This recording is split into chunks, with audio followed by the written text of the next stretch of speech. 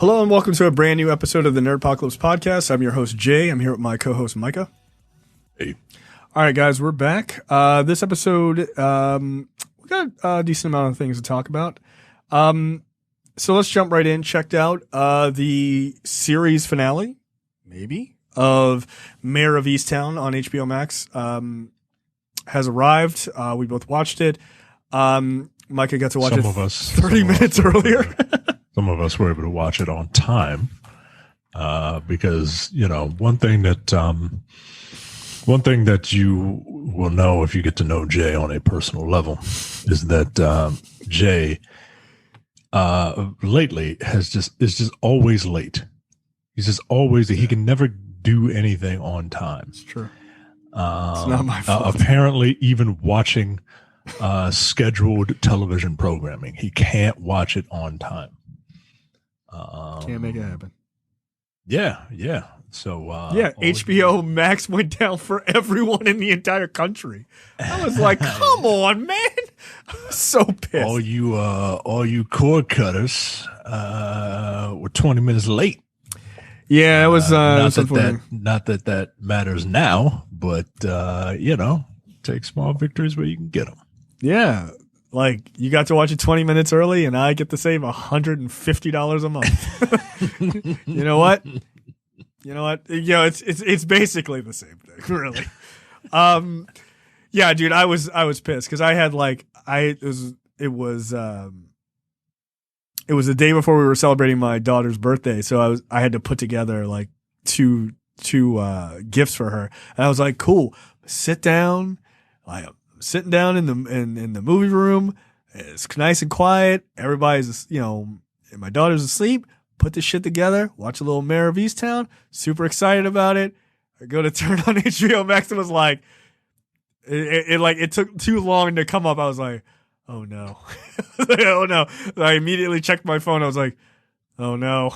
It's an error message. I was like, oh, fuck me. But yeah, after 26 minutes, it came up. But, yeah, so what do you think of the finale, right? By the way, we're going to talk spoilers, so if you haven't watched Mare of Easttown, that's your problem. What do you think of the finale overall? The finale was very good. It ended with enough twists that it was believable. Mm-hmm. I was talking about with my wife. We agreed we like this better than The Undoing, just because this show seems to take itself a little more seriously as a drama, mm-hmm. whereas The Undoing, while I was entertained by it, was more of like a Real Housewives version of this. Right? Yes, I agree with it. A bunch of rich people and their problems and you can't really relate. I can't relate to these people either, but I can relate to these people more than I can, a bunch of waspy people from New York. Right, exactly. With just a bunch of money. But yeah, the finale was good. And I like that things weren't dragged out. The cliffhanger from the previous episode is immediately addressed. And then halfway through the finale, the person the trigger man right. is revealed. Right. And the show is not just about the trigger man, right? Like, the one of the unique things about the show is that it's set in the bar from Cheers, right? Everybody knows your name, right? And how that dynamic with a detective who has to solve murders in this small town, how people perceive her, how she perceives other people, right? She's a detective. She's always going to be suspicious of everybody, right? But maybe not her best friend. Right. And, she had a blind spot. Right. And the killer is the best friend's son, right? Her adolescent son. And just seeing the last half of the finale focusing on that relationship was very good, because you don't see stuff like that, right? Normally it's like you find out who the killer is in the last 20 minutes, and then the last 20 minutes is the chase, and then you apprehend them, or you kill them, or whatever. Right, which is what The Undoing was, right? Like you had, and I guess who the killer was in The Undoing was way more obvious, right? They gave you a bunch of red herrings. Is it him? Is it not him? Is it him? Is it not him?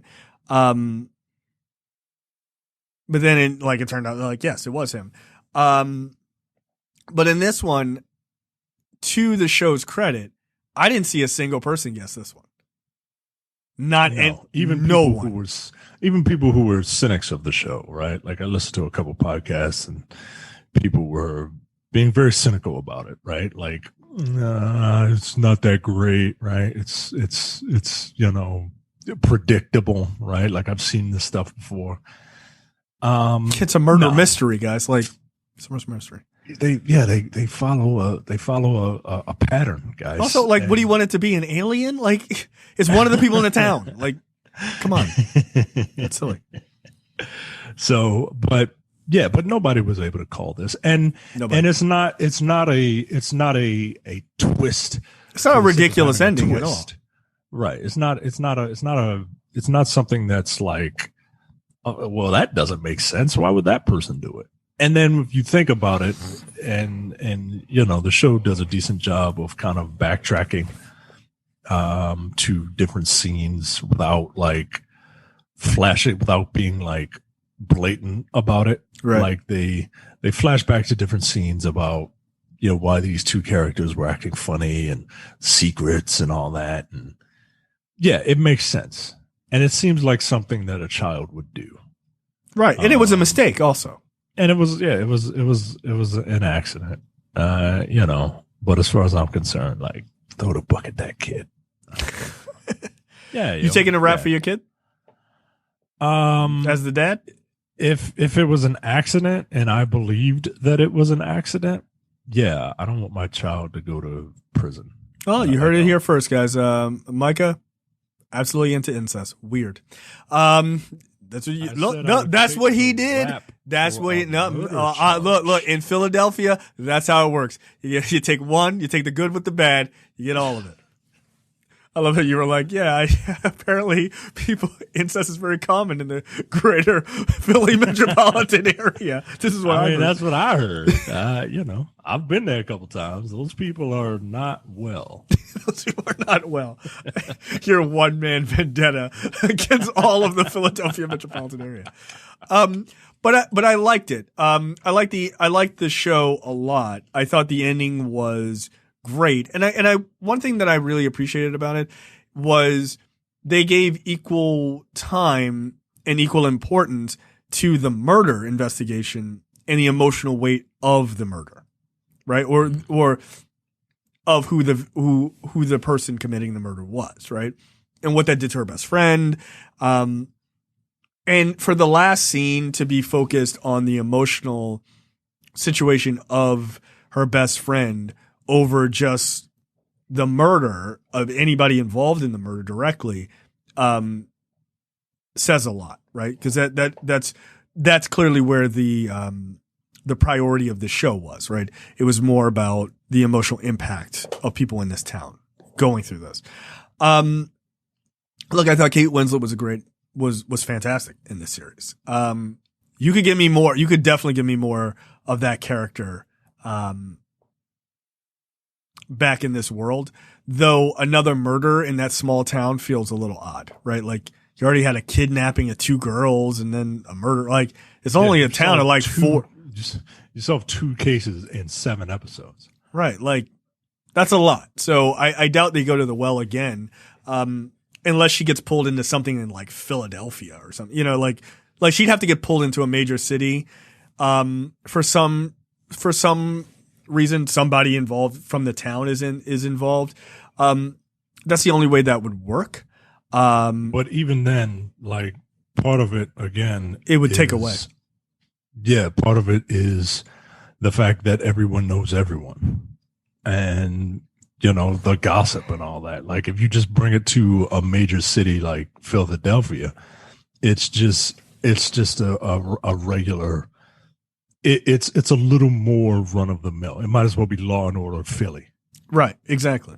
So, yeah, I don't see them bringing this back for another season or another miniseries or what have you.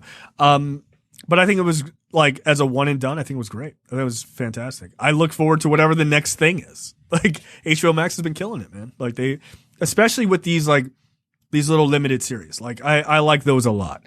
I'm glad that American television has picked up on the British way of doing television. You can tell such great stories, man. If look, the story needs to be as long as it needs to be or short as it needs to be. And if there's nothing else to say, then that's it. Yeah. It's just a one and done.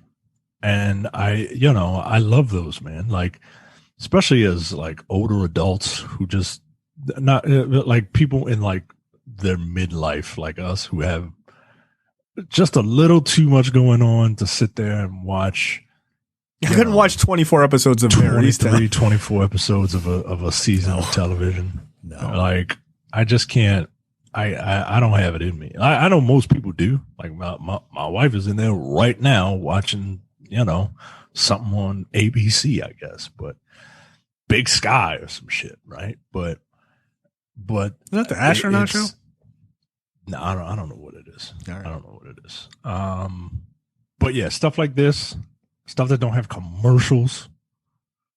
Yeah. I enjoy stuff like this. Yeah. I thought it was fantastic. Like, the hype is real. Like, it was stellar all the way through. It really was. It's just pretty fantastic. I also watched something that you will not care about, but it's the second season of a Black Lady Sketch Show. I knew that's what you were going to say. Okay. Just finished. And was it good? Look, man, I still like that show, man. Was it funnier than the first season? In some bits, yes. Okay. This last episode had a skit with your boy Kev on stage. Oh, really? Yeah. Oh, yeah. cool. That's a man's on this TV show, credit. then I'll watch it. Right? I'm kidding. Relax. There's a lot of dudes on that show, but not enough. Right? Isn't that? I'm kidding. Just calm down. But that's his first television credit, and he was in a really funny. I like that guy a lot. I'm not against that show. I just saw like one or two skits that I just didn't think were that funny. I'm not against giving it a try. I'm really not. No, I know you're not. It's I just like giving you and Terrence shit, but but no, that the skit that he was in, there was a post date press conference where a woman goes into the back and a bunch of reporters are asking her questions about the date, like a sports event, like a sport, right? Like a sports event, but like there's specific questions about the date. Like, it's hilarious. Like, if you can find the clip of the skit on YouTube or whatever, check it out. I think you would absolutely love it because it's not absurd like most of their other skits are. Yeah, I saw one. It was like a gang. What was it, like a gang like retreat or whatever? Yeah. I was like, I don't find this to be particularly that funny. Like, there was one where it was a group of friends out to eat at a dinner, and everyone bought the exact amount of that when you divided the check, it's split evenly for everyone. And we were like, wow, the check's taken care of. Everyone has the exact amount of money, and a genie pops out of the checkbook and is like, hey, this is something that's so rare that I'm going to give you a wish. And then they all have to figure out what they want to wish for. But stuff like that, that's absurd. Right? You would not think is funny. Probably not. That doesn't sound very funny to me. But other things. But context matters, right? Like, and I'm also not what I realize is I'm not as my comedy tastes have changed over the years. I like observational humor much more than I like sort of slapsticky sketch type of comedy. humor. Well, definitely more than sketch comedy. But at the same time, I really liked that damn Michael Che. Like I really liked it. But it's also in a weird way like observational, like it, or not even observational, like it's like social commentary is what I should say, not observational. But and I really like social commentary comedy more so than just like let's just make a joke because it's funny. And that doesn't necessarily mean it's not funny, but the comedians who do social commentary, like to me, I think are way just way funny. Like I really like Bill Burr.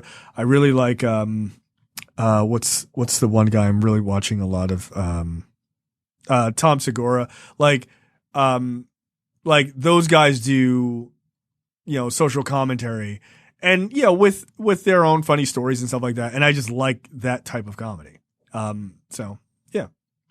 And again, Michael Che's show is sketch comedy, but there's a lot of social commentary elements to it. So if it had more of that, I'd probably be more apt to watch it.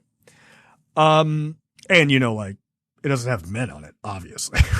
that's the reason. It's got Robert Townsend's daughter in it. I know you hate Robert Townsend. I don't hate Robert Townsend. I just don't think Robert Townsend is funny. And Meteor Man is offensive to black people reading. Robert Townsend's daughter is super fine. What's her name? Sky Townsend. Is it like SKYY? SKYE. Of course. While you look that up, Deadline is reporting that Tiffany Haddish is going to star as FloJo. Jesus Christ. Wow. She's a regular on the show? She is now, yeah. She wasn't in the first season, but she is in I'm going to start in the second season. God, yeah. Less. Although it's fucking me up because she does look like her dad, though. Like, I can see his face. Yeah. Yeah. Whatever. Right. Wow. Wow. Yeah, she's quite beautiful, actually.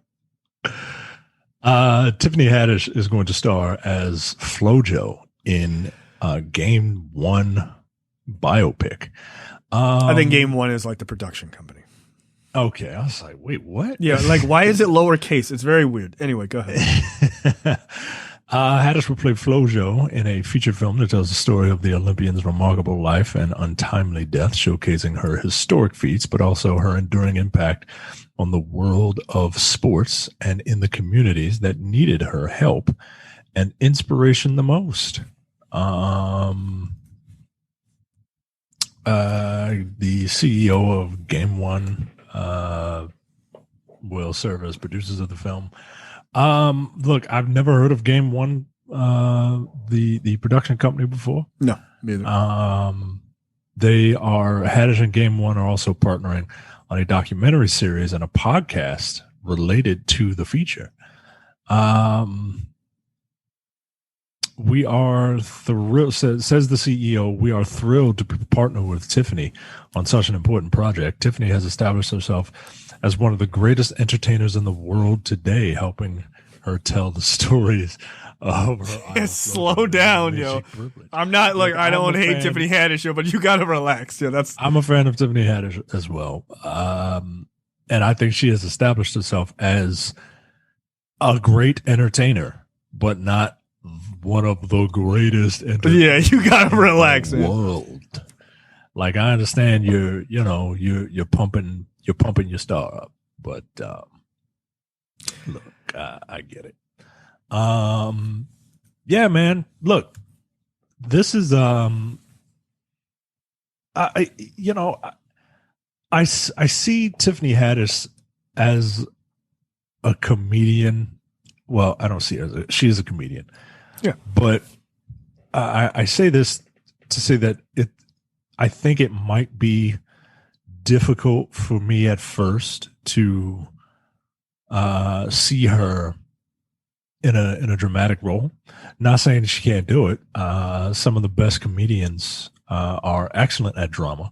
Quite frankly, it's much easier for a comedian to do drama than it is for a dramatic actor to do comedy. That is correct. So I have no doubt that she can do it. And this is a great person to do a story on. But the only thing that gives me pause is that apparently Tiffany Haddish is like a big FloJo fan. Yeah, and she's like one of her heroes. And when you're too close to a project, yeah, you can't see their faults. Right.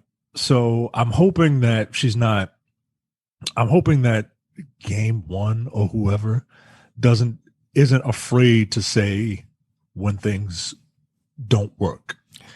Right. So I agree with all of that. Not saying they won't work. Right. No, to be able to give a critical eye. Right. Yeah. Like, yeah. So look, I agree with everything that you said. It's for me, I was like, whoa, Tiffany Haddish is going to play FloJo. That's wild casting. Right.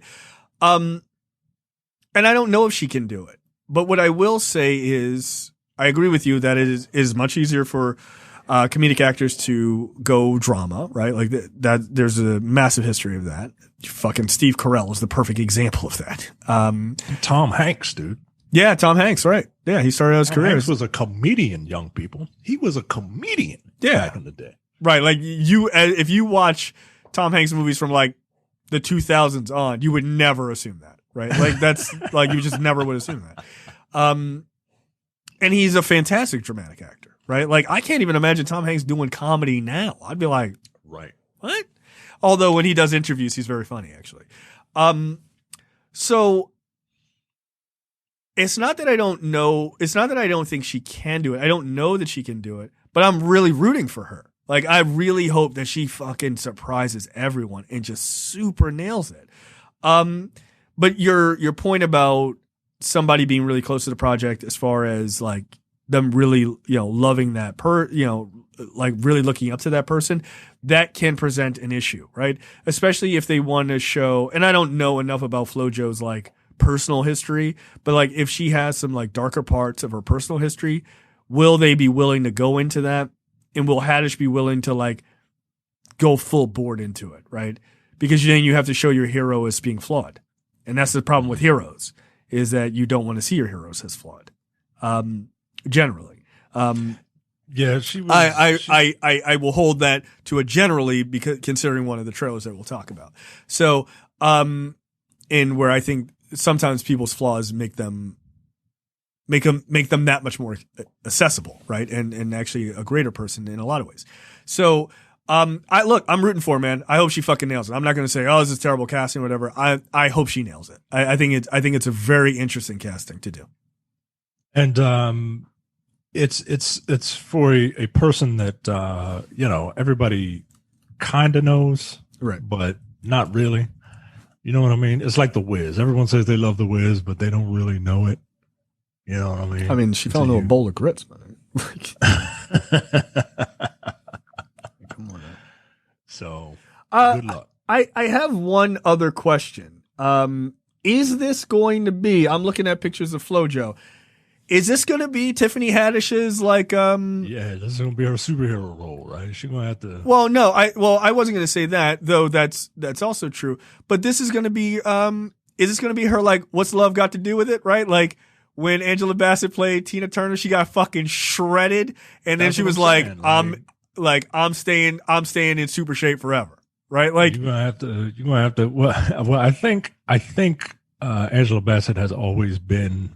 She was in some form of good shape. She wasn't in that shot of shape. And then once Tina Turner hit, like you said. So, but I think it would be easier for for Angela Bassett to look that way and stay that way. Right.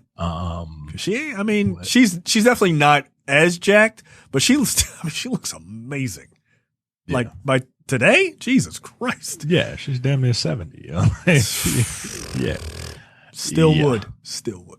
Yeah. Look at me.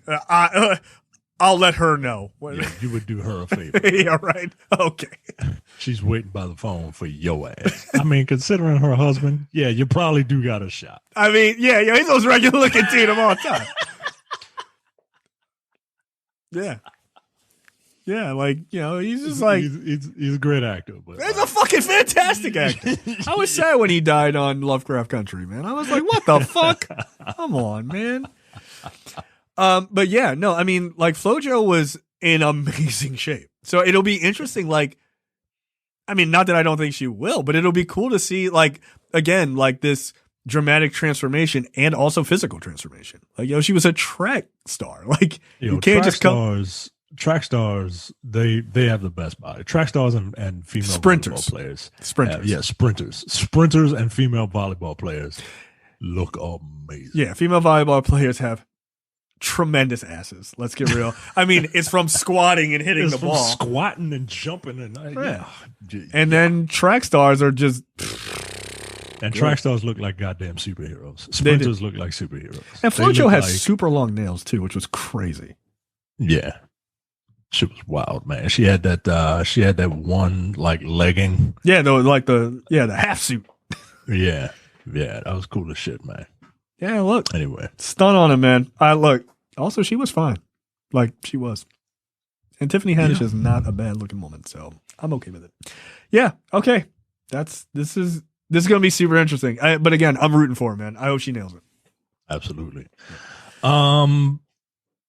Dennis Quaid joins the Joe Exotic Peacock series as Rick Kirkham. Yeah. Look, I watched all of Tiger King. It was like a fever dream, and I can't remember most of it. And I don't want to tell you about that fever dream. Yeah, please don't. Don't. I don't want to hear it. I don't want to hear it. I hate it. But you got to listen. You got to be a premium member for that one, guys. Yeah. Look, I don't think I care anymore about Joe Exotic. I feel like that guy has had his time in the sun twice, right? Yeah. Like the first time he came on my radar was from a John Oliver skit. Yes. and the second time was this Netflix thing that everyone was so fascinated about, but for the wrong fucking reasons. Yeah, look, I'm not gonna lie, I loved it. I loved it. He was fucking crazy. It was fine. It was crazy, right? Like, fuck them animals, I guess. Let's just focus on this wild this guy. But I don't. Someone got their arm bit off in the second episode. But I don't think I need a dramatization of something so ridiculous. I don't. How are you going to get any more ridiculous than reality? Like, yeah, I mean, okay, one, that's very true. Okay, here's why I'm watching this. I'm watching for Kate McKinnon as Carol Baskin. I feel like that's gonna be a solid ass performance. Also, I didn't know who was playing Joe Exotic in this. But I looked this guy up, Tony Award winner John Cameron Mitchell. Google him. I don't know. Look, he's a Tony Award winning actor. That's great. That dude has the look. Like, he looks like him. Like, you can see it in images of him. Like, yeah, that's pretty good casting. That's not bad. It's not bad. like you can see it. Like, give that guy the hair. Like, in the outfits, you give him the hair. Yeah, like he looks like him. So, yeah, I'm very interested to see what this is. Look, this is gonna be on Peacock. Like, if I can't get it easily, if I got to pay for it, I'm not watching it. I'm not watching it. I have Peacock. Isn't Peacock free? I think part of it is free, and then they have a $5 tier and they have a $10 tier. You have the $5 tier? I have the $10 tier. Wow, look at you. Well, look, all of wrestling moved over to Peacock. Oh, I was paying $10 for that. I'll pay $10 for this. Oh, I didn't realize it moved on to Peacock. I thought it went somewhere else. No. Oh, okay, well, that makes sense. Moved over to Peacock. All right, well, that makes sense. Yeah, so there you go. Joe Exotic, the Peacock series. All right. All right, just give me your login, and then I'll watch it. Sure. Jonathan Majors in talks to join Creed 3 with Michael Bakari Jordan. The Lovecraft Country star is in early talks to co-star in the film, but the details of his role will be unknown. I'm sure he'll be Slugger Lang You think he's Clubber Lang's kid? I hope not. God, I hope not. Like, you can't go to the well more than once. Nope, man. you can't do that. You can't do it again. And like, you already did it with the most memorable of Rocky's opponents. Right, like you can't. Now here's what I would allow.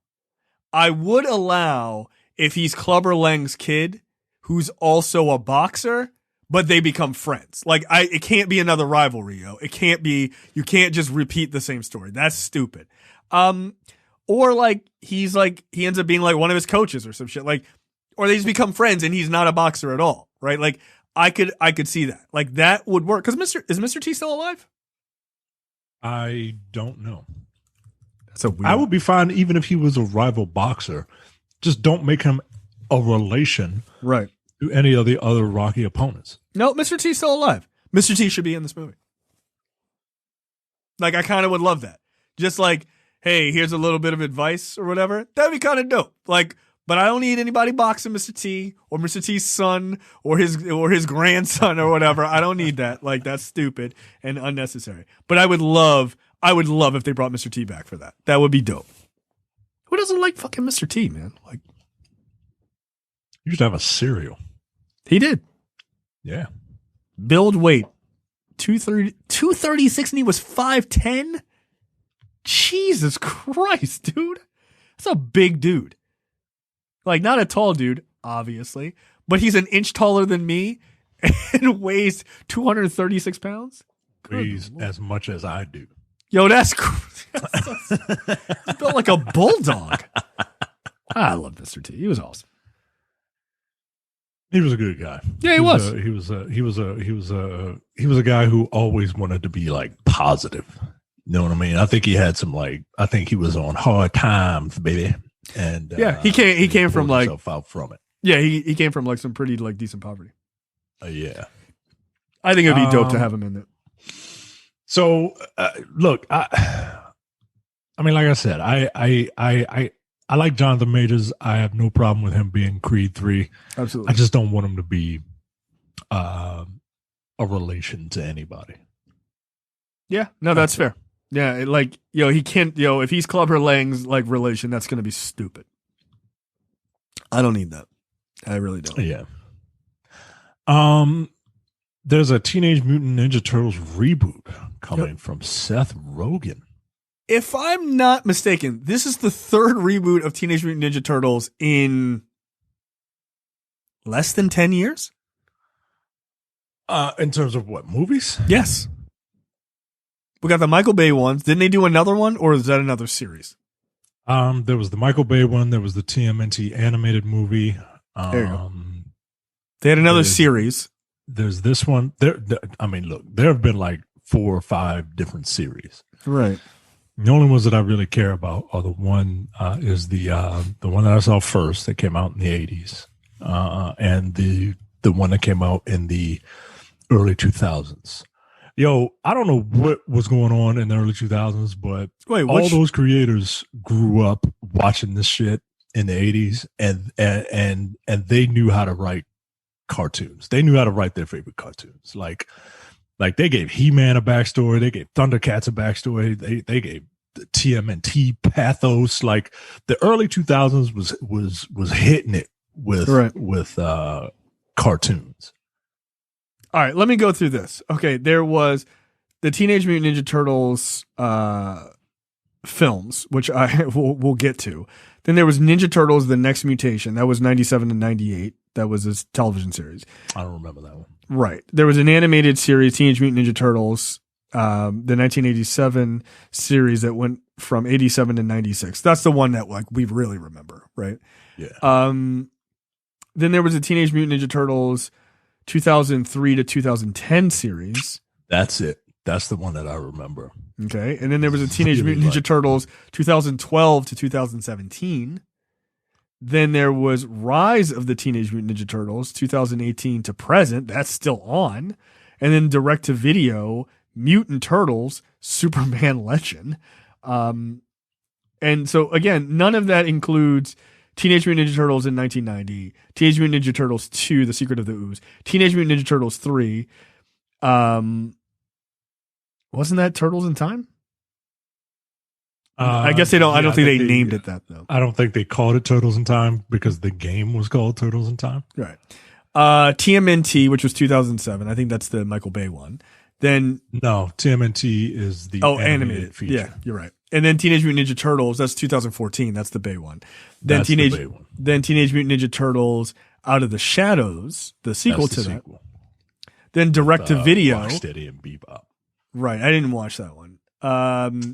Then direct to video films, Batman versus Teenage Mutant Ninja Turtles.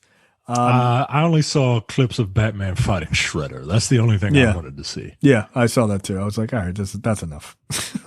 So, yeah, okay. I guess there's another animated movie reboot coming. What is it about the Teenage Mutant Ninja Turtles that keeps people like?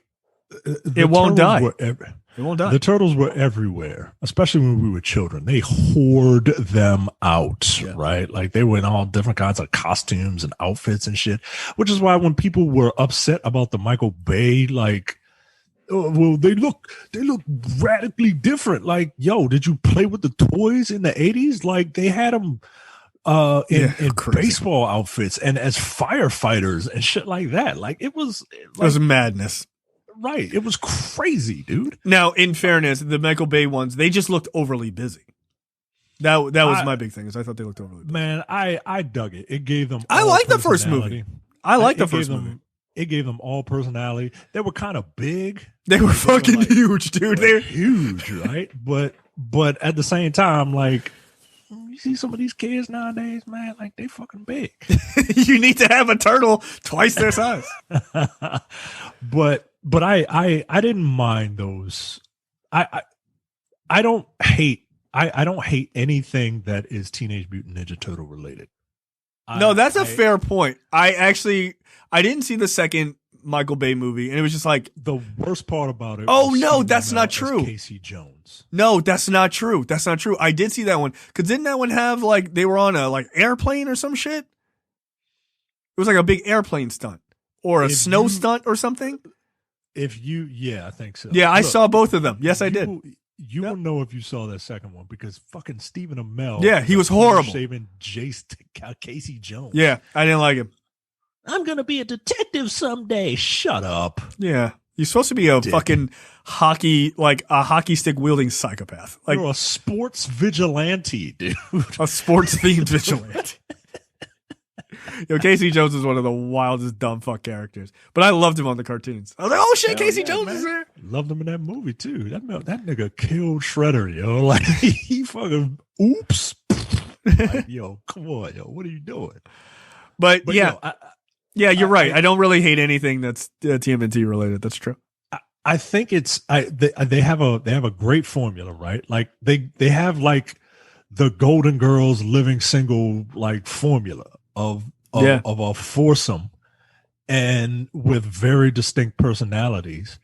Two of them kind of butt heads and then the other two are kind of friendly, right? But there's something about it, man. Plus, I'm a sucker for like family and shit like that. It's the brother dynamic, right? Like, yeah, and it super works. The Teenage Mutant Ninja Turtles are to brother dynamics, like popular brother dynamics in movies.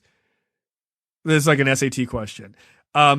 They are to the brother dynamics in movies as Mark Wahlberg is to racist charisma, right? Like it shouldn't work as well as it does, but it just does. More on that later. I'm gonna fucking see that movie. But yeah, it's just like it does work. It super works. Look, Eastman was onto something, man. Like he fucking nailed it. But I think that whole idea of having Raphael is just like, fuck you guys, he's the loner or whatever. But at the end of the day, he's got to come back and save his brothers and like fight alongside them. Yeah, yo, because like brothers fight, yo. And like it just is what it is. I do think, but that's my family, yo. Right, like it's that one thing of like you get to make fun of my brother, but like I get to make fun of my brother, but nobody gets to make fun of my brother, right? Like that's how it goes, and that dynamic super works. And then you got Mikey, who's like the more immature one, and is smaller than the other ones and everything. Like Leonardo's the natural leader and Donatello's the nerd. Like it all works. Like the loner, the nerd, the goofball, and the leader, right? Like the straight-laced leader.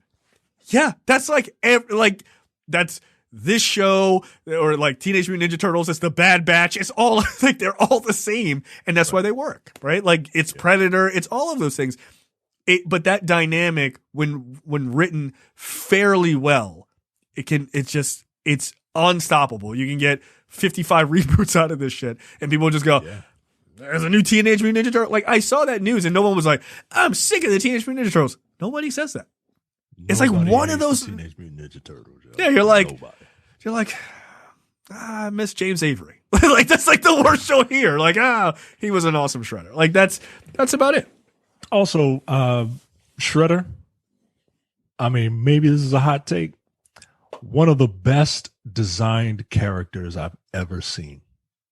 That's an interesting take. Almost every design of Shredder looks badass. Yeah. Almost every single one. I mean, I'm even partial to that big fucking robot transformer Shredder that was in Michael Bay's movie. I kind of like it. Look, I'm looking at this image, yo, this is a dope ass. It's a dope ass costume, dude. It looks cool. Like it looks cool. But the thing, look, I'm not gonna lie, that fight scene at the end of that first Michael Bay movie where they had to take on Shredder was fucking dope. Like that scene was dope, man. It was fun. It was fun. I mean, even in the name, yeah, Shredder. Yeah, it's a dope name. Nah, Shredder's the shit, yo. Shredder's awesome. Yeah, he is. It's a very good character. Like it just really is. And you're right. Like every design is just kind of badass. And then they got James Avery to do the voice, which was fucking awesome. I think that's what really solidified it, is to have such a great voice behind that character, right? Like, yeah, it was awesome. All right. Next up. No, Micah, tell me about the greatest show ever. Well, I'll give you the good news and then the other good news, I guess. Demetrius is sick. He's sick right now. Super Crooks live action Miller World series ordered by Netflix, just as Jupiter's Legacy live action Miller World series releases its cast. Oops. And it's done. It's done. Oh, I didn't watch to the end, so I guess it was a limited series. And they got their story out, and it was just like they fucking nailed it. I wonder if they ended on a cliffhanger too. Of course they did. Of course they did. Oops. Which I found to be funny. Jupiter's Legacy will not be continuing as an ongoing series with Netflix and Miller going in different creative directions with the IP and the talent options soon expiring. The streamer has opted to just let the high-profile cast led by Josh Duhamel and Leslie Bibb and Ben Daniels out of their commitments. We're confident we'll return to it later, says Mark Millar. No, they're not. Yeah, that's generally what happens at Netflix. They stop making a show for several years, and then they start up again. It's not a thing. Look, let me tell you something. That show sucked. It wasn't good. It just wasn't good. I don't want to say, dude, I told you, because I didn't predict that it would be canceled. But I did tell you that it was not good. So I'll give us a half, dude, I told you. Dude. There you go, man. Like, what? Take a look, I didn't say it, Deadline said it. But what it tells you, though, is, and I'm not going to super harp on the show. Look, people worked on that show, whatever. But, you hate to see people out of work. But at the same time, and I'm not going to pretend like I really care. I don't. But at the same time, the metrics for that show must have been pretty bad. right? Like Netflix don't cancel shit like straight out the gate after season 1, especially not this fast. Yeah, right? Like not this fast. The show just came out like at the beginning of the month, beginning of last month. So, or like middle of last month. So for them to be like, nah, we're done with that is pretty telling. Like the metrics must have been pretty bad. Look, it didn't look good. Like visually it didn't look that great. And the storytelling was fine, I guess, but the acting was also bad. Like it was just legitimately bad. And the writing was bad. What is the story? Because I feel like if they're going back to they probably signed a contract with Mark Millar. They did. They bought all of Millar World. Okay, so I'm pretty sure. So in for a penny, in for a pound, right? Like they're gonna try something again. But what was the story? Because I don't know much about Super Crux, but that sounds like it's from the bit I know, the story sounds like it would appeal to a mass audience a little more. So whereas this is about like, fathers and sons and legacies. I don't know what this is. Legacy.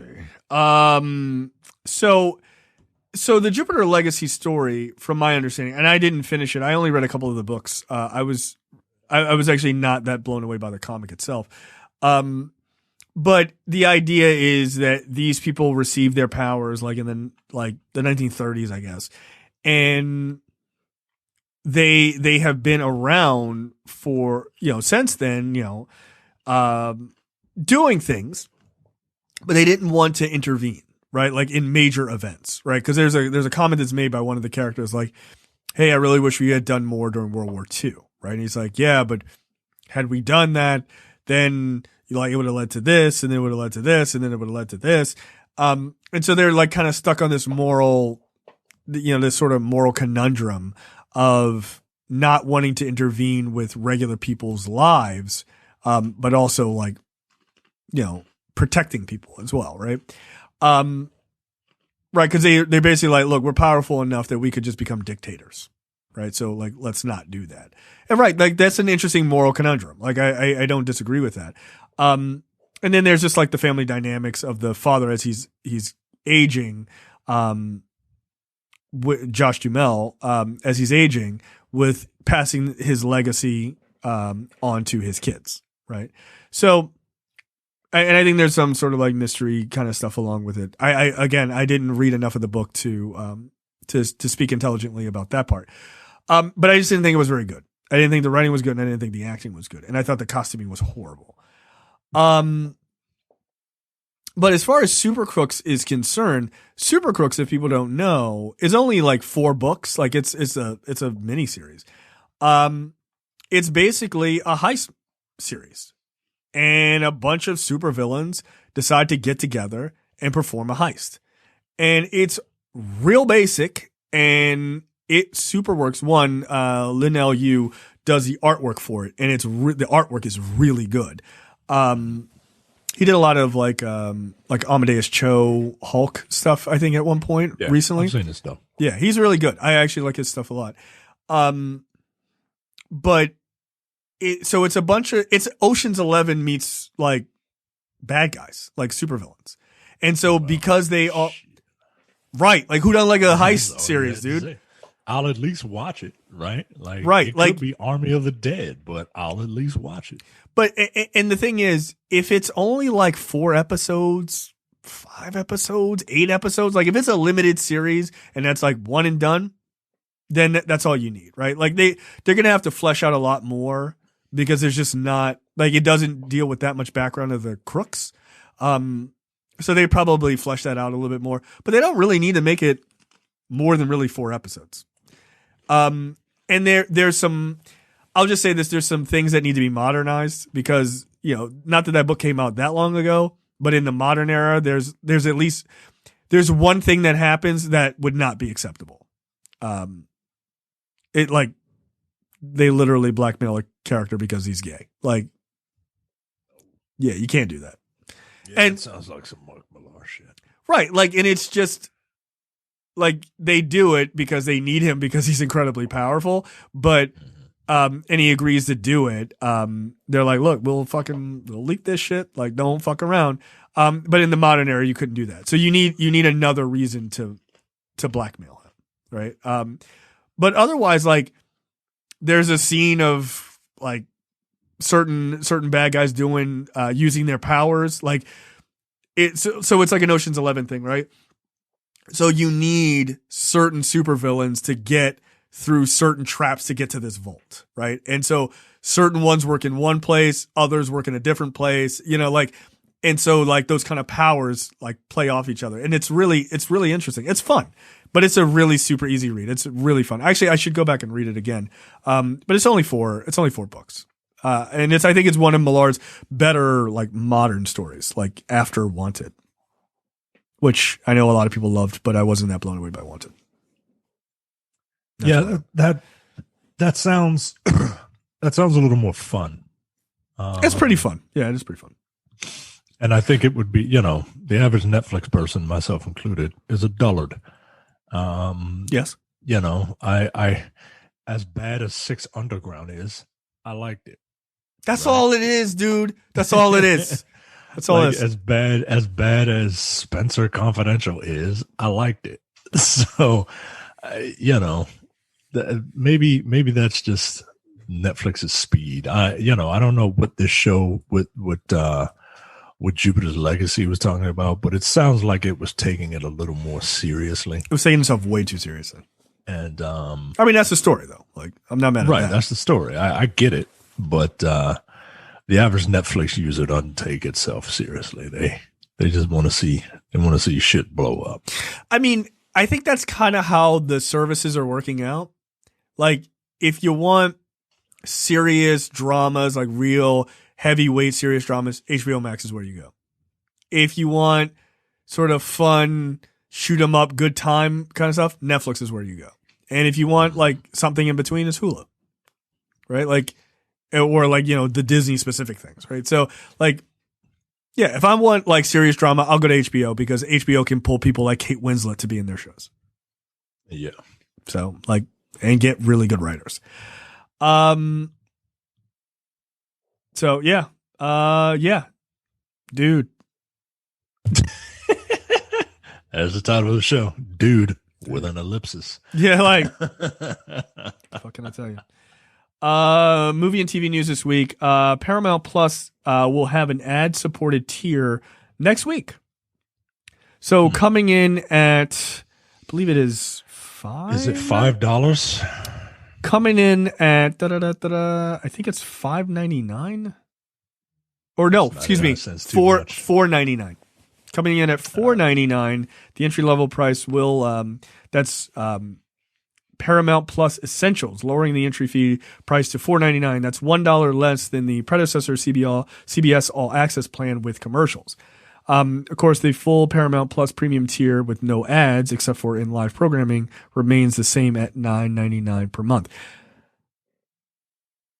I might get this. I might, because there's a lot of stuff on Paramount Plus I kind of want to watch.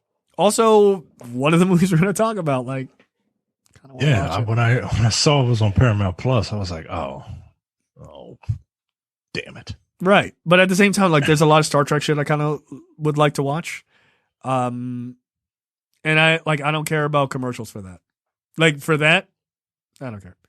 But if it gets egregious, where it's like a commercial every 45 seconds, then I'll be like, all right, I care about this. But if it's like, yeah, when there are commercials that are cutting off in mid-sentence, right? Like if I'm watching an old episode of TNG and they fade to black and then fade right back in and start, I'm like, huh? And then, you confused.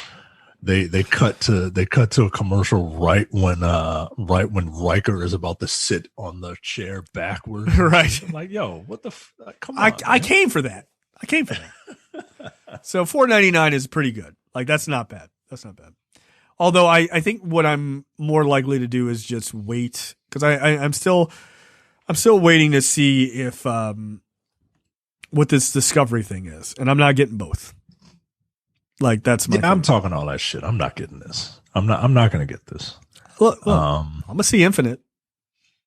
Yeah, I'll find a way to watch Infinite. I'll get someone else's account. No one watches this show. That's how you know we're safe. Paramount Plus. So there you go. Warner Media Discovery merger now has a name, which is what we said it would be. Warner Media Discovery or Warner Brothers Discovery. What a fucking lame, like just no thought whatsoever. Moreland Springs. That's basically it. And even that is a portmanteau of, even Moreland was a portmanteau of two companies. Right. Like this is just Warner Brothers Discovery. Why didn't they just go like Discover Warner Brothers or Discover Warner? Like that would sound cooler, but Warner Brothers Discovery. Wow, did you need to have 5 meetings about this one, guys? That's a fucking email. We decided. We put one name. We put the big company above the little company. Send it out. Like, they didn't even try. Why is this even an article? Fuck off. This is so lazy. It doesn't have like a catchy, like, like Netflix, because you're watching flicks on the net, right? Like, or, Prime Video, because we already have a service called Prime, or, Hulu, because I don't know what the fuck that stands for, but it's unique. It gets the people going, right? Like, hear us, listen to us. I don't know.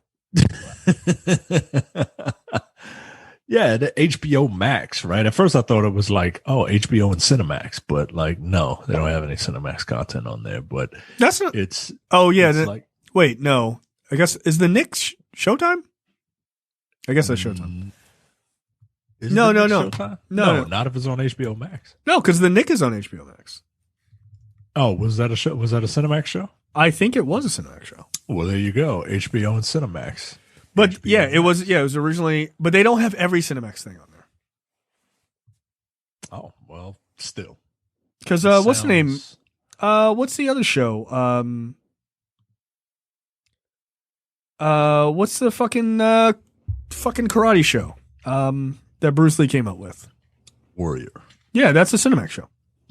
Well, there you go. HBO and Cinemax. It's HBO Max. Yeah. But I think it's just it's more like HBO Max. Like we got everything. By the way, we got everything. People sleep on. There's one thing that I've also slept on that I'm gonna change. People sleep on the fact that Turner Classic Movies is under HBO Max too. Yeah, there's a lot of stuff on there. Like a lot of stuff.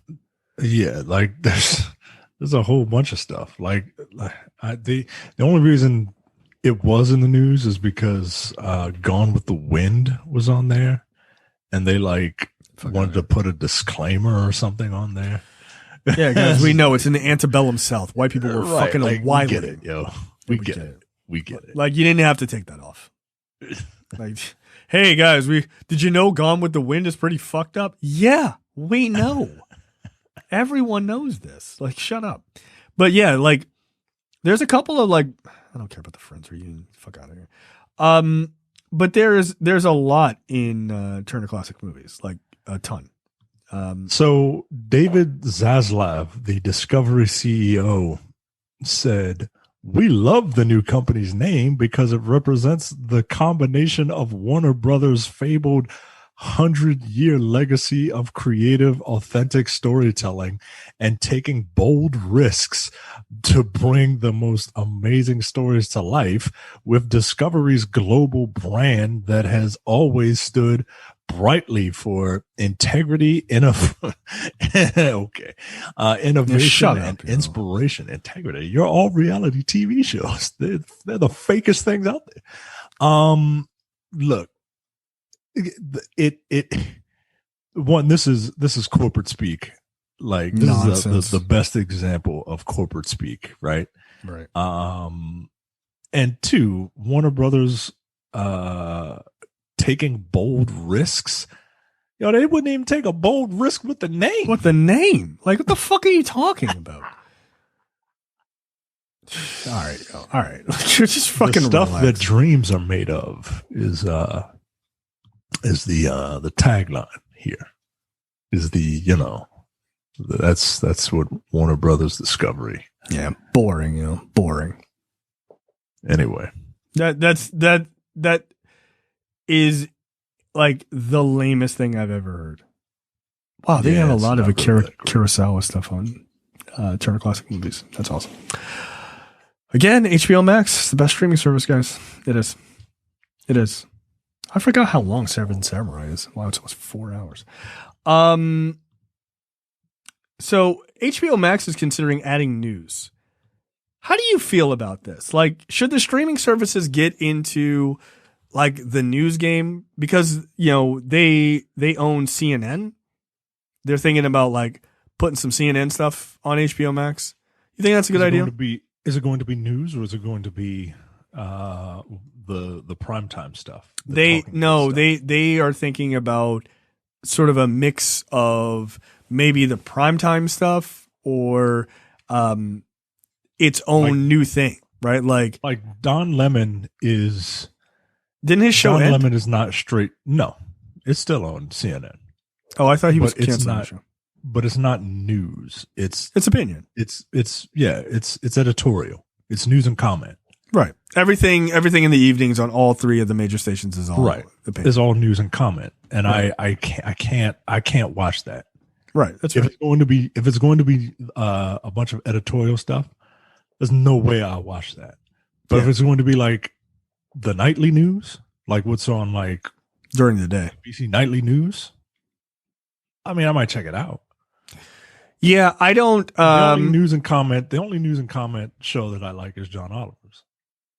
Yeah, I mean, I like news and comment. I like Chris Hayes. I like Maddow, and then the comedy ones like Oliver and things like that. But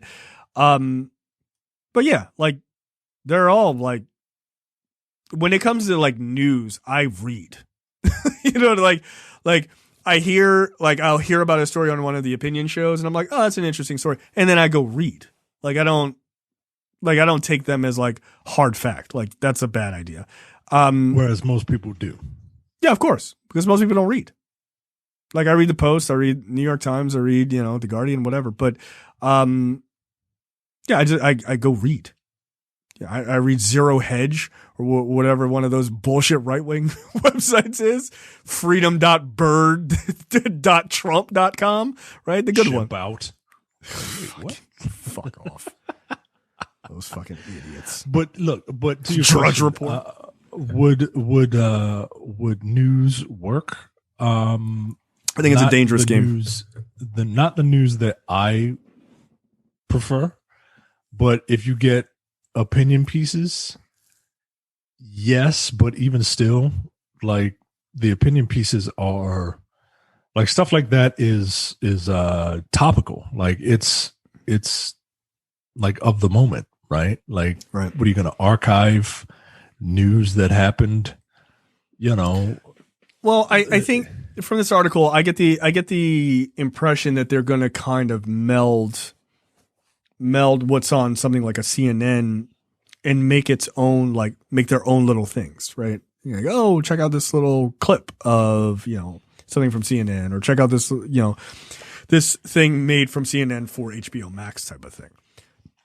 And they're also thinking about doing that for sports. Look, I think news is a dangerous game, right? Like, I think you keep news segmented off because as much as I understand you want people to go to HBO Max and get everything they see, like everything's there.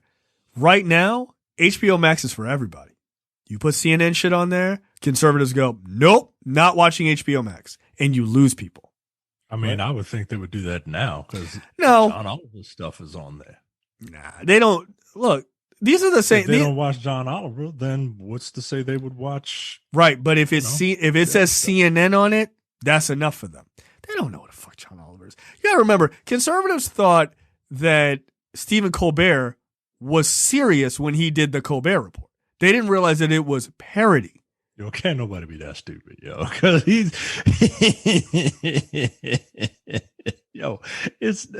was ridiculous. It was ridiculous. They did not realize it was a parody. They thought they had John. They thought fucking Jon Stewart, that asshole liberal, was on at 9, and then here comes a conservative, a funny conservative, after him. They didn't realize that he was making fun of them. I want to meet somebody who thought Stephen Colbert's The Nightly Show was the Colbert Report. They thought the Colbert Report. Yeah, Colbert Report. I want to meet somebody who thought the Colbert Report. They thought it was real. Was real. Yeah. Jesus Christ! Like they knew it was comedy, but they didn't realize that he was being a fake conservative, which is wild. They didn't know. I think you could do, if you don't brand it, right? Like, I think you could do like what HBO does with like Real Sports with Brian Gumbel, right? Like a journalism series where it's certain stories that are being told, but not straight like current news. Right. Does that make any sense? Yeah, no, I hear you. Like a 60 Minutes type of thing, but like less like current. 60 Minutes, like 2020, right? Like Real Sports, stuff like that. Yeah, okay, I could see that working. But you got it. The thing is, politics or like the news is so political right now. Like you have to deal with nothing politics. Like you just doing maybe like human interest stories about like COVID or so. You know, like you'd have to do stuff like that in order to be as non-political as you can be while reporting on the news. It feels not worth it to me. I don't know. Like if I'm running HBO Max, I'm like, nah, it's fun. Don't worry about it. But at the same time, like HBO doesn't really give a fuck, dude. No, I know, and I respect them, and I love them for it. And look, it's not my money. Really don't. I mean, they did the fucking QAnon thing. They don't give a fuck, right? Yo. Like they did a 6-part fuck QAnon, documentary series, which was fucking phenomenal. So maybe it doesn't matter. I don't know, but I feel like branded like CNN News that might turn some people off. It might. So we'll see. I think people are way full of shit. Yes. When they say shit like, I'm never going to watch this again. Yeah, you will. If a movie is playing on HBO that you want to see, you're going to watch it. Let's not get it twisted. The conservatives are horrible. They're horrible when it comes to like protesting things like that. You're not gonna boycott and shit. You're not gonna boycott HBO if there's something on it that you want to see. Like, so I don't, whenever I hear people say shit like that, I'm like, all right, I don't. Conservatives are definitely worse at that. Liberals are better at it, but they're not 100% either. Yeah, look, liberals are 100% full of spite and vinegar, right? Like, I'll never eat a chicken sandwich from that fucking place ever again. One, you never have. You were never planning to. No, I've had a chicken sandwich there once. Okay, yeah, and you didn't like it. So no, I did like it. I like their little pickle sandwiches. Didn't. Yes, I do. No, you didn't. Yes, no, I did. You didn't. I just didn't see what the big deal was. This is not some sort of boycott that you are. You weren't gonna. You don't eat fast food anyway. That's true. That's like me boycotting alcohol. But why? MGD's not getting my money. Who gives a fuck?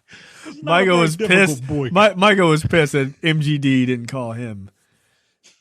It's like, how dare you? This party in fake Atlanta. There's a Chick-fil-A story. Chick-fil-A owner is newly connected to Anti-Equality Act. Shocking news. Those people are pieces of shit. But yeah, no, I don't think conservatives are very good at boycotting. We're going to buy a Mr. Coffee and then destroy it. Why would you do that? Or Keurig or whatever. Why would you do that? Why'd you do that? They do it backwards, Joe. they buy the product and destroy it. Yeah, once you buy it, do whatever you want. Yeah, fucking Walmart or whatever don't give a fuck. Good. Dumb. What are you doing? Cool, thanks. We sold another widget. So, yeah, I don't know. I think it might be a bad move, but maybe not. We'll see. I mean, they're definitely brighter minds at HBO than me, so we shall see. No what the fuck stories this week. Sorry guys. Trailers this week. Infinite. This is Mark Wahlberg as a immortal. This is Mark Wahlberg in a movie that Mark Wahlberg has no fucking business being in. But because Mark Wahlberg is in this movie, I'm even more curious about it. Chiwetel Ejiofor is in this movie, and I don't know if I can say this enough, is so much better of an actor than Mark Wahlberg.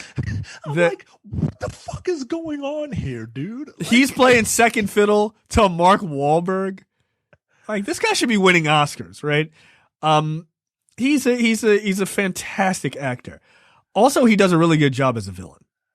He's a wonderful. I need more black people to be like villains and shit that isn't like a black movie, right? Right. Like, I need more black people to be villains in like mainstream movies, mainstream 4-quadrant movies, right? Right. Like, I agree with that. Yeah, like he's really good at it, and he is. I mean, like he's acting the shit. He's literally acting the scene around fucking Mark Wahlberg. Yeah, like Mark Wahlberg is just sitting there. Huh? What? Hey, come on, don't do that, huh? Right. What? Like Chiwetel Ejiofor has such presence, dude. He does. He's a fucking phenomenal actor, dude. He is. And Mark Wahlberg, he has presence, but like it's asshole racist presence. Yeah, it's big prick energy, yo. Like it doesn't fucking work, yo. like it's so weird. It's so weird to see this dude who is obviously from Boston, right? Like, and like he's obviously a blue collar dude from Boston who made it in this science fiction action movie, right? What? Look, but at the same time, let me ask you something. You gonna see this? Yeah, oh, absolutely, I'm gonna see it. Yeah, like it looks fun though. It looks pretty fun. This has got sci-fi Spencer Confidential written all over for me. Like I'm all in for this. Mark Wahlberg is holding a samurai sword. like what are we even doing in this movie? I use this to cut the Wahlburgers. Cut the Wahlburgers. Like what is going on, yo? I think Mark Wahlberg somehow has figured out, like, have you ever seen those videos where they find out like certain music like scientifically is appealing to like a large like swath of people, right? Like it has like a crescendo at a certain moment. It has, you know, like it's just scientifically created. Yeah. I feel like Mark Wahlberg has figured that out for action movies, and it like they're not great, right? Like, but the formula works enough where you go, yeah, I had a good time with that. Like you just like, God damn it! Like I watched the trailer and I was like, oh, yeah, okay, I want to watch this. Yeah, I'm not mad at this trailer at all. Mark Wahlberg movies are like Teenage Mutant Ninja Turtle properties in that I don't hate any of them, and some of them I really like. Yeah, he said he called a black man a house nigga in one movie, and I like Four Brothers. Like Chiwetel Ejiofor was in that movie. Like again, a movie directed by a black guy, just like this one. Like what is happening? No, I can't figure this out. Yo. Do like, black Mark directors Wahlberg, really like it? Okay, we understand Mark Wahlberg's history, right? Like he's got some like serious racist history and everything else. I'm not disagreeing with any of that. I'm not downplaying any of that. Is Mark Wahlberg like just a really fucking cool dude? He must fucking be. Black directors are like, yeah, get Mark Wahlberg. How did John Singleton and Antoine Fuqua go, yeah, get me Mark Wahlberg? John Singleton, the guy who directed Boys in the Hood, right, got Mark Wahlberg to call a black man a house nigga in his movie. That's what I'm telling you. Mark Wahlberg must be a lovable guy, yo. He must be, yo. He must be. And maybe he's trying to make up for being a racist piece of shit. Like, I don't know. Like, or, I mean, he could have also matured, in fairness. Just grown up. Look, I don't know. This movie is interesting enough that I will watch it. Yeah. This trailer is interesting enough that I will watch it. It feels like a better version of Jumper. If you ever saw that terrible ass movie. No, I didn't. Yeah, I did in theaters. I was very disappointed myself. Not just in the movie, in myself, I was very disappointed. Yeah, like it's directed by the guy who did Equalizer and Training Day, guys. Like, I like both of those movies. Come on, man. God damn it. I'm going to watch this movie. Yeah. It comes out June 10th. That's next Friday. Yeah, that's next week. Yeah, I'm going to watch it. God damn it. I'm going to have to get the $4.99 tier for Paramount. Yep. That's what I'm going to have to do. That's obviously what I have to do in order to see this movie. It's my only option. All right. We'll review it. Yeah, I'll see if Hulu has a 1 week trial, 1 week free trial, and I'll do what I did for fucking Showtime. Oh, look, I'll set my calendar to cancel the subscription after you watch it. That's fine. Oh man, I can't believe this is a real movie. But yeah, it looks fun. Look, one of my personal heroes, Anthony Bourdain, has a documentary about him. Comes out, hits theaters July 16th. It's called Roadrunner, a film about Anthony Bourdain. If you don't know who Anthony Bourdain is, that is very sad for you. But you should know. He was a very accomplished chef in New York. Anthony Bourdain. So Dos Equis had a campaign for their beer, and it was called "The Most Interesting Man in the World." And they had a guy, and he would tell stories about this guy. The narrator would tell this guy stories about this guy doing interesting things, and at the end of the commercial, he would say something Dos Equis, right? Anthony Bourdain is the actual most interesting man in the world. He is, or was. Yeah, he was. He's one of those people who on the surface looks like he would be one of those obnoxious fucking New Yorkers, but it's not. He's actually from an outsider's view, he's actually an incredibly interesting guy. If you've seen any of his shows where he's just like traveling and experiencing different things, right? Like they used to be about food, and then it was just about culture and yeah. No Reservations was his first show, and then he did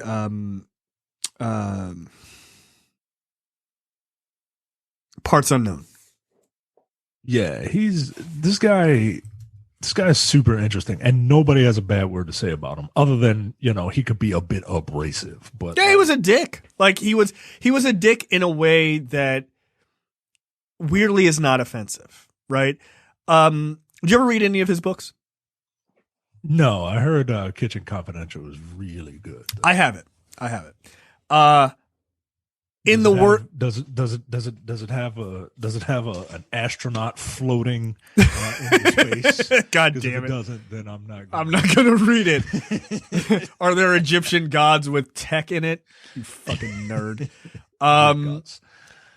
So I've read Kitchen Confidential, Adventures in a Culinary Underbelly, A Cook's Tour, The Nasty Bits, and Medium Raw. I've read all of those books.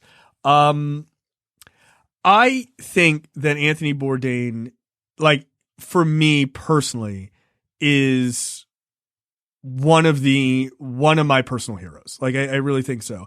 I see him as, I saw him as a guy who was always trying to get better, and like even in the trailer they say, and it's a really beautifully shot trailer actually. talk about like how No Reservations was not a show about food, but it was like a show about watching him become a better person. Right. And what I liked about him is he had the same sort of sensibilities I had about food. Which was like, he loves like really fancy foods and shit like that, but he also loves hot dogs. like that's his whole thing. Cause he's not a snob in that way. Like, which is what makes him so relatable. But I found, like, I read Kitchen Confidential and like, I watched No Reservations, back when I was like living in California at the time, and I read it and I was like, wow, this is like a really good fucking book. And it had been out like for years at that point, like 7 years or something, but I didn't know anything about it. And I had just started watching No Reservations. And so I knew he wrote that book. And then I went back and I read it and I was just like, this is amazing. Like, it starts out where he as a kid realizes like his interest in food. Like, he basically started eating crazy food when he went on a trip with his parents to gross his brother out. Right. Like, oh, I'm going to eat snails. It'll gross you out. And he was like, oh shit, this is actually good. Right. And then like, that's sort of leads into his whole life. But like, he was a drug addict. Which I was not. But like, he was this vulnerable guy and he threw everything on the page. He's like one of the best writers I've ever read. For people who read, or watched that show, I can't remember the name of it, with David Duchovny, where he was a writer. I can't remember the name, Californication. For people who ever watched that show, and like how he talked about his writing and how people talked about his writing, that's how Anthony Bourdain writes. Like, in a way, I wouldn't be surprised if he's one of the motivations for that character. It's really good. And one, you should read Kitchen Confidential. If you love food, you should read it. And if you just love a good story, like him talking about like just the culinary world and like the crazy people he's met and shit like that. He also called Baltimore the worst city in America. He hates Baltimore City. The guy was he's a student. He knows. Well, in fairness, he was at his worst in his heroin addiction when he worked in a kitchen at Harbor Place, incidentally. But he was just a lovely person. Like, by all accounts, he was a lovely person. But he also wrote fiction too. Like, he wrote some like mob books and shit like that, which I've never read. Like Bone in the Throat is supposed to be pretty good. I didn't realize he wrote comic books for DC. That's also pretty cool. I have to check those out. But yeah, he's a fascinating character, man. That was one of those like few celebrities. I was really heartbroken when he committed suicide, like, because he was a deeply depressed guy. But he was just a tremendous person. And one of the better interviews he ever did was where he just had like lunch and a beer with Obama in like Vietnam somewhere. Like, it was fucking wild. No pomp and circumstances. They just went to some like random place. Like, it was dope. So yeah, everybody loved him. They really did. But I highly, I don't know, where were they? I want to say they were like, yeah, like this picture of them eating they were in Vietnam. Yeah, they were in Hanoi. Like this tiny place with like plastic stools, right? Like, it's not a fancy place that the president of the United States would eat at, right? Like, or, at that point, just about former president, right? Like, but Bourdain had that way about him. Like, he could pull people like that to him. So, yeah. Again, the most interesting man in the world.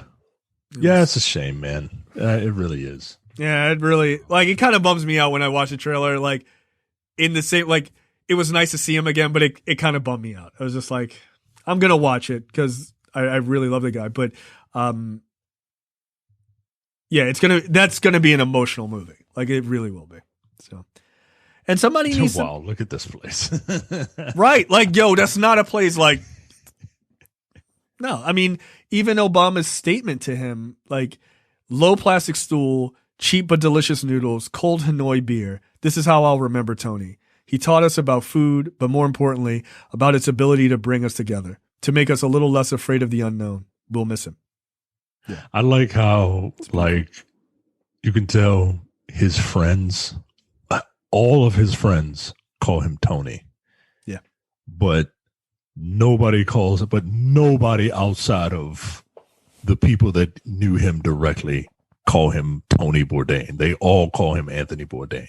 Yeah. Because he's like you weren't cool with him like that. You know what I mean? And I like, cool as shit.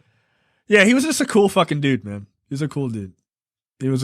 Like, just, from watching him on TV, he seemed like just a fucking cool ass guy. And he just like, he was never afraid to like push back. Like, Parts Unknown was on CNN, but he was never afraid to like rip on CNN, like in an episode. Like, he just didn't give a fuck. Like, that same episode he's eating with Obama, he goes, he has like dinner, like talking about it with Anderson Cooper, right? Like, people loved him, man. Like, everybody loved that guy. And it was just, I don't know, he was just a fucking fascinating guy. Like, he just really was. So, yeah, I wish somebody would put No Reservations, all of it on streaming. Some of it is on, like, some parts are on one streaming service and the other. Just put all, what is it, 8 seasons or whatever it is. Just put them all out there, man. I want to rewatch them. All 9 seasons, excuse me. So, yep, that's it. I'll get a little sad. Any other parting words? No, I don't think so. Brad and I are the men with the golden tongues are going to start recording next week. Oh shit! The special episode, and is this the thing that the plan that you told me? Yes. Is it one episode? We'll see. We'll go over the first part of it. It's a series, but I'm so proud of you guys for coming up with this. This is such a great idea. Look, be proud of Brad. I am. That makes a lot of sense. Yeah. I'm the talent. I'm the guy that keeps the ship moving. Oh, you people are the idea, the idea people. I'm the one that's actually putting in the work to make it entertaining. Oh, go fuck yourself. Get out of here. I'm just like, where is this going? All right. Apparently to bullshit town. Got it. Fuck out of here. I'm the one. Oh, really? Yeah. No, it's a fantastic idea. So if you're a premium member, you're gonna like this. Yeah, I can't wait. Yeah. All right, that's it for us. There will be a new episode by the time you're listening to this. There'll be a new episode of Airing of Grievances out as well for premium members. And look, that episode's good. But boy, are you going to get a lot of ammo to throw in my face in the next episode. Don't at me. Just don't. Fuck you. Fuck you. Let me just throw out a pre-fuck you. It's fine. All right. So that's it. And we will see you guys next time. Oh, by the way, go listen to Black on Black Cinema. There's a bit of a surprise there. Yeah. So, it's a hell of a 200th episode. It's a hell of an episode. No kidding. We had a great time. All right. We will see you guys next time. See ya.